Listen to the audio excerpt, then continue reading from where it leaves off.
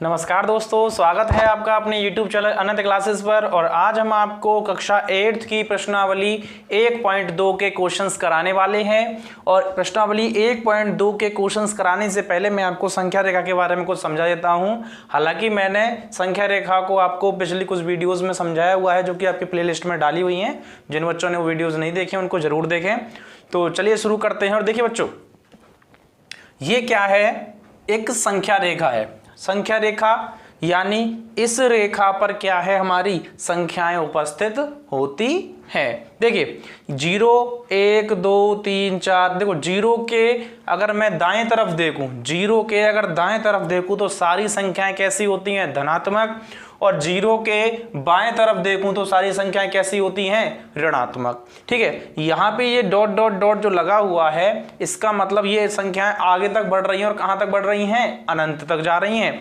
ऐसे ही इधर की तरफ डॉट डॉट डॉट लगा हुआ है, तो ये संख्याएं भी जो है माइनस की भी हैं, वो भी कहां जा रही हैं? आपकी अनंत तक जा रही हैं। ठीक है बच्चों, तो ये आपने सीखा कि 0 एक मध्य के बिंदु है, और जिसके बाद इसके अगर बाएं तरफ जा रहे हैं, दाएं तरफ जा रहे हैं तो प्लस की संख्या है, बाएं तरफ जा रहे हैं तो माइनस की संख्या है।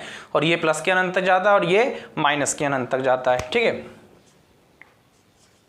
ठीक है, ये प्लस का अनंत है, इधर माइनस का अनंत हो जाएगा। तो देखिए बच्चों, अब हम आपको बताते हैं कि देखो ये क्या है? पूर्ण अंक है। पूर्ण अंक मतलब जो पूरे पूरे हैं, जैसे 1 है, 2 है, 3 है, 4 है, ये पूरी पूरी संख्या को बताते हैं। ठीक है, लेकिन इन्हीं के बीच में कहीं पर यहाँ पे भी देखें, जैसे यहाँ पे देखें बीचों बीच में देखें तो ये कितना हो जाएगा? 1/2। 1/2 का मतलब होता है 0.5, यानी 0.5 भी इसी संख्या रेखा पर है, 2.4 भी इसी संख्या रेखा पर है, और सारी दशमलव की संख्याएं भी इसी संख्या रेखा पर उपस्थित होती हैं। देखिए पूर्ण संख्याएं भी इसी पर हैं, दशमलव की संख्याएं भी इसी पर हैं। ठीक है, तो सारी संख्याएं जो होती हैं हमारी संख्या रेखा पर उपस्थित होती हैं। तो देखिए बच्चों, अब हमसे जो क्वेश्चन किया गया है, देखिए ये मैंने बेसिक सी नॉलेज दी है इसमें। और अब हमसे जो क्वेश्चन किया गया है कि भाई निम्नलिखित संख्याओं को संख्या रेखा पर निरूपित करना है। ये जो संख्याएं हमको दे रखी हैं, इनको हमें क्या करना है? संख्या रेखा पर निरूपित करना है या संख्या रेखा पर बताना है। तो देखिए बच्चों, इन संख्याओं को कैसे बताएंगे? देखिए अगर यहाँ पे पहले क्वेश्चन की अगर मैं बात करूं, जो कि क्या है? 7/4।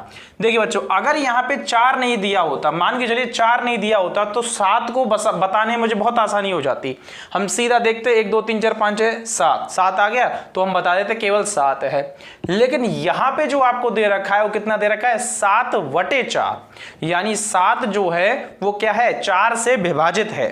7 जो है वो 4 से क्या है? विभाजित, नहीं 4 का भाग दिया जा रहा है 7 में। ठीक है, यानी 7 में 4 का भाग दे रहे हैं, वो संख्या बतानी है हमें। ठीक है, तो देखो ऐसी संख्याओं को पता लगाने का भी बहुत आसान तरीका है। आपको केवल ये देखना है कि किस संख्या का भाग दे रहे हैं हम? 4 का। तो 4 का भाग दे रहे हैं सवाल के हिसाब से, तो हमें क्या करना है? 4 का भाग संख्या रेखा की सभी संख्याओं में दे देंगे। 4 का भाग संख्या रेखा की जितनी भी सारी संख्याएं, उन सभी संख्याओं में दे देंगे। और दे देंगे तो सभी के अपॉन में कितना आ जाएगा? 4। और जब इसका अनुपात अगर देखें तो पहली संख्या रेखा और भाग के बाद वाली संख्या रेखा का अनुपात जो होगा वो समान रहेगा, क्योंकि ऐसा नहीं हो रहा है कि हम किसी एक ही संख्या में भाग दे रहे हैं, हम सभी संख्याओं में भाग देंगे। ठीक है, सभी संख्याओं में हम क्या दे रहे हैं? 4 से भाग दे रखे हैं। तो देखिए यहां पे जब हल करेंगे तो हल में करेंगे, देखिए 7/4 को संख्या रेखा पर निरूपित करने के लिए 4 से सभी संख्याओं को भाग देने पर, यानी संख्या रेखा पर जो भी सारी संख्याएं हैं उनको हम कितने से भाग दे देंगे? 4 से भाग देंगे। तो हमें 7/4 को आसानी से हम इसको बता सकते हैं।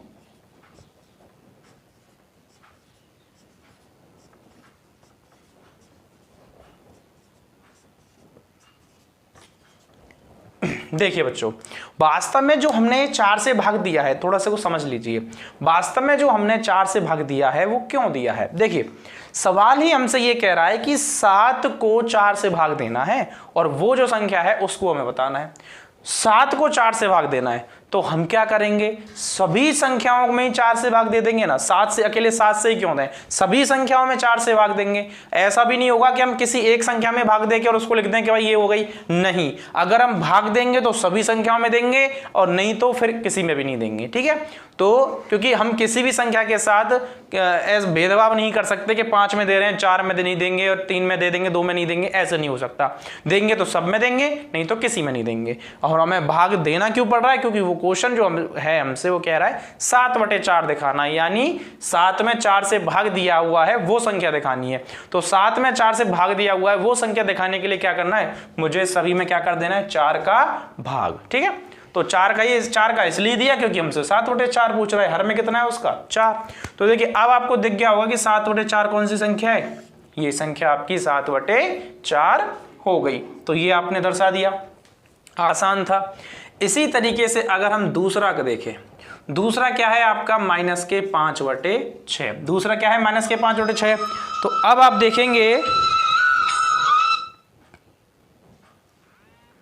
देखिए बच्चों अब आप देखेंगे -5/6 है ना, तो इसका जब हल देखेंगे संख्या -5/6 को संख्या रेखा पर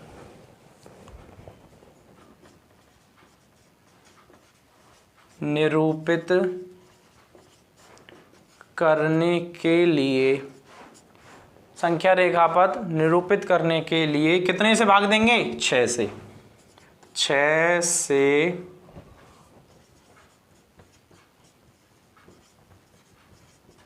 6 से भाग देने पर, देखिए बच्चों हम क्या करेंगे, 6 से भाग दे देंगे।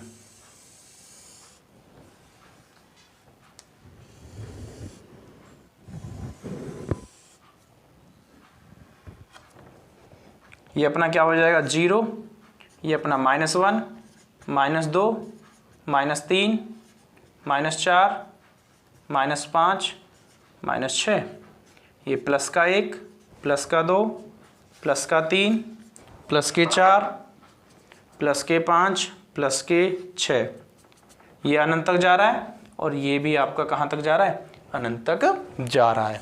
तो देखिए बच्चों हमें दिखाना है 5/6 और 5/6 को निरूपित करने के लिए हम कितने से भाग देंगे, 6 से। तो सब में 6 से भाग दे देंगे।